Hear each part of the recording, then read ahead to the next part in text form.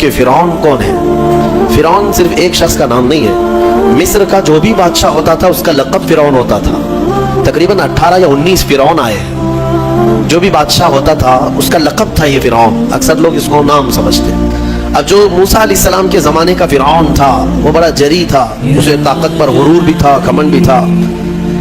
ایسا ہے کہ تقریباً 100 سال تک تو کبھی اس کو سردی بخار بھی نہیں آیا، بیمار کبھی نہیں ہوا۔ تو آدمی کو جب کوئی تکلیف نہ آئے تو وہ غرور میں بڑھ جاتا ہے اور اسے ایسا لگنے لگتا ہے کہ میں سب سے پاورفل آدمی ہوں دنیا کا، مجھے کچھ ہو نہیں سکتا۔ تو یہی فرعون ہے جس نے اپنے زمانے میں یہ اعلان کیا تھا کہ لوگوں میں تمہارا رب ہوں، تمہارا بڑا رب میں ہوں، میری عبادت کرو۔ بات تو چل رہی تھی اور لوگوں کو اپنی خدمت پر معمور کرنے کی بجائے اپنی عبادت پر معمور کرتا تھا، ہزاروں لوگ اس کو سجدہ بھی کرتے۔ ایک دن ایسا ہوا کہ فرعون نے خواب دیکھا، آسمان سے ایک تارا ٹوٹ کر اس کی گود میں گرا یا اس کے محل پہ گرا اور پھر آگ لگ گئی اس کے محل میں۔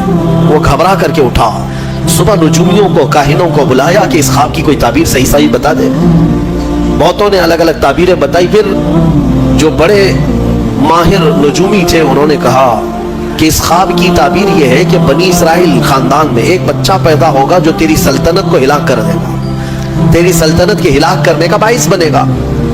خواب کی تعبیر سننے کے بعد شاہی فرمان جاری کر دیا اس نے کہ بنی اسرائیل میں آج کے بعد جو بھی لڑکا پیدا ہوگا اسے مار دیا جائے گا، کیونکہ وہ بچہ کہیں سلطنت کی ہلاک کرنے والا پیدا نہ ہو جائے۔ تو یہ اعلان کے بعد بنی اسرائیل خاندان میں جو بھی لڑکا پیدا ہوتا اسے مار دیا جاتا، بیٹوں کو ذبح کر دیتا تھا اور لڑکیوں کو زندہ چھوڑ دیتا تھا۔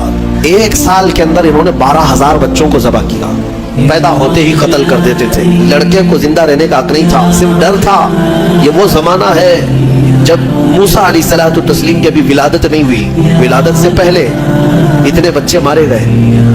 پھر اس کے درباریوں نے اس سے ریکویسٹ کیا کہ اگر ایسے سب مار دیے جائیں تو آپ کی خدمت کے لیے بچے کہاں سے ملیں گے، جوان کون ہوگا؟ تو 1 سال چھوڑا جاتا، 1 سال مارا جاتا۔ اتفاق ایسا کہ جس سال مارا جانے والا تھا اسی سال موسیٰ علیہ السلام کی پیدائش ہوئی۔ ان کی ماں حاملہ تھی اور پیدا ہونے کا وقت جب قریب آیا تو اللہ تبارک و تعالیٰ جسے جہاں چاہے بچائے، ہاں جس انداز میں چاہے وہ اللہ تعالیٰ حفاظت فرماتا ہے۔ تو موسیٰ علیہ السلام کی ماں کے دل میں اللہ نے بات القاء کی کہ تہ خانے میں چلی جائیں۔ وہ تہ خانے میں گئی، بچے کی ولادت ہوئی، لڑکا پیدا ہوا۔ اب وہ گھبرا گئی کہ یہ سال مارے جانے والا ہے، اور وہ بنی اسرائیل خاندان سے تھی کہ میرا بچہ مارا جائے گا، قتل کر دیا جائے گا۔ تو اللہ تبارک و تعالیٰ نے ان کے دل میں یہ بات القاء کی کہ ایک صندوق لے لو لکڑی کا اور اس میں اس بچے کو ڈال کر دریا میں بہا دو۔ بھلا کوئی ماں کیسے بہائے گی؟ لیکن اللہ تعالیٰ فرماتا ہے وَرَبَطْنَا عَلَىٰ قَلْبِهَا، ہم نے ان کے دل کو مضبوط کر دیا تھا۔ جب اللہ تعالیٰ کسی کے دل کو مضبوط کرتا ہے تو بڑے بڑے کام کر جاتا ہے۔ ان کی ماں صندوق میں رکھ کر کے بچے کو ایک دریا کے کنارے ڈال دیتی ہیں، بہا دیتی ہیں، اور اپنی بڑی بیٹی کو کہتی ہیں کہ دیکھتے رہنا یہ صندوق کہاں جاتا ہے۔ موسیٰ علیہ السلام کی جو بڑی بہن تھی وہ دیکھتی ہوئی جا رہی تھی اس صندوق کے پیچھے۔ صندوق بہتے بہتے بہتے ایک باغیچے کے کنارے لگا، وہ باغیچہ فرعون کا ہی تھا، اور فرعون کی بیوی وہاں پر ٹہلنے کے لیے شام کے وقت آیا کرتی تھی۔ جب وہ اپنی کنیزوں کے ساتھ وہاں آئی تفریح کے لیے تو ایک صندوق کو اپنے باغیچے کے کنارے لگا ہوا دیکھا، اٹھانے کے لیے کہا، اٹھایا گیا تو نہایت ہی خوبصورت بچہ۔ اللہ تعالیٰ نبیوں کو خوبصورتی دیا ہی ہوتا ہے۔ فرعون کے گھر میں کوئی بچہ نہیں تھا، اولاد نہیں تھی، تو فرعون کی بیوی نے اٹھا لیا اور کہا کہ لاؤ یہ بڑا خوبصورت بچہ ہے، حسین بچہ ہے، اور اپنے محل لے آئی۔ فرعون سے کہا کہ آج سمندر میں، دریا میں بہتا ہوا ایک بچہ کنارے پر آ لگا، میں نے اس کو اٹھا لیا ہے۔ فرعون نے کہا کہیں یہ بچہ تو نہیں جو میری سلطنت کو ہلاک کرنے کا سبب بنے؟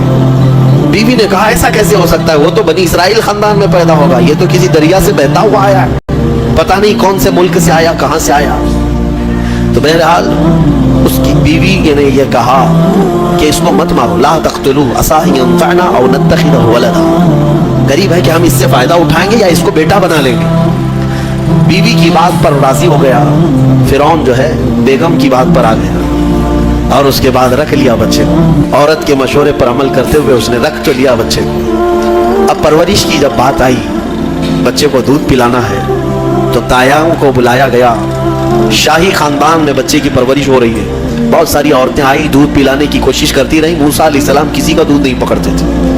ان کی بہن وہیں کھڑی تھی، اس نے کہا کہ میں ایک دایا کو جانتی ہوں جس کا دودھ ہر بچہ پی لیتا ہے۔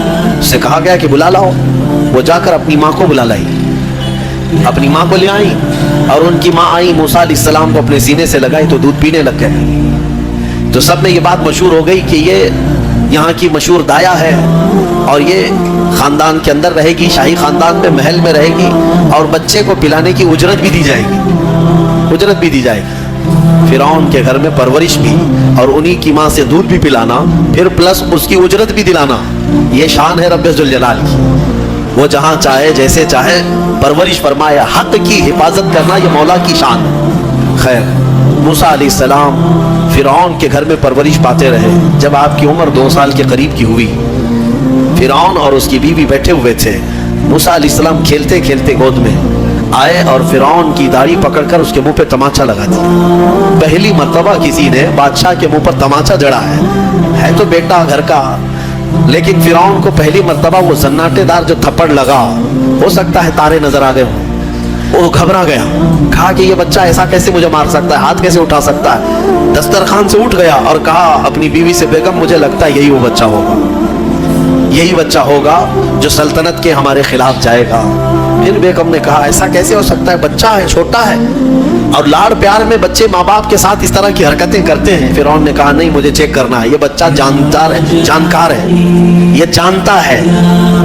तो फिर मूसा अलैहिस्सलाम का वहां पर इम्तिहान लिया गया। फिरौन की बीवी बचाने पर लगी हुई थी। फिरौन ने कहा कि ठीक है, देखते हैं ये कि बच्चे को समझ है या नहीं है। इम्तिहान के लिए बेगम ने कहा एक काम करो, एक बर्तन में आग की अंगारे दहकते हुए कोयले वो भी लाए जाएं और एक बर्तन में सफेद फूल लाए जाएं। अगर बच्चा अक्लमंद होगा तो फूलों को पकड़ेगा, नहीं तो फिर ये लाल चीज की तरफ बच्चों का हाथ ज्यादा जाता है, आग देखेगा। कहा ठीक है, ये आजमाइश की जाएगी। एक बर्तन में आग के लाल सुर्ख अंगारे कोयले लाए गए और एक बर्तन में फूल लाए गए, दोनों रखे गए। मूसा अलैहिस्सलाम क्या, हर नबी माँ के पेट से ही हर चीज को जानते हैं। अल्लाह ताला उन्हें इल्म भी नवाजा है। मूसा अलैहिस्सलाम को बुलाया गया, 2 साल की उम्र है कि बच्चे इन दोनों में से कोई चीज उठा लो, उठा लो। मूसा अलैहिस्सलाम का हाथ फूलों के बर्तन की तरफ ही बढ़ने लगा। ये तो इम्तिहान था। जिब्राइल अलैहिस्सलाम